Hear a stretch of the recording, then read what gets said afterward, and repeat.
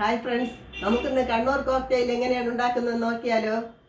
Cocktail ഉണ്ടാക്കാനായിട്ട് carrot cut ചെയ്ത് അതിനെ വേവിക്കാനായിട്ട് വെക്കാം. ആദ്യം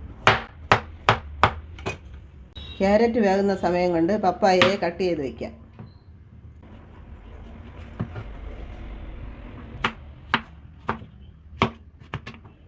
കോക്ടെയിൽ ഉണ്ടാക്കാനായിട്ട് എന്തൊക്കെയാണ് ആവശ്യമുള്ളതെന്ന് നോക്കാം. വേവിച്ച ക്യാരറ്റ്, പപ്പായ, ഒരു കപ്പ് പാല്, കുറച്ച് കാഷ്നട്ട്, കുറച്ച് മാതളം, ആവശ്യത്തിന് ഷുഗർ.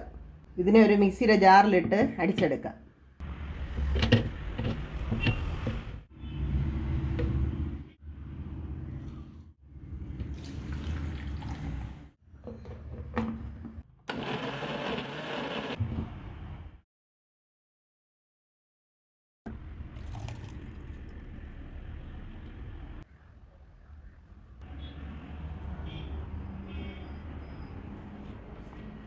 ഞാനുണ്ടാക്കിയ കണ്ണൂർ കോക്ടെയിൽ റെഡി ആയിട്ടുണ്ട്.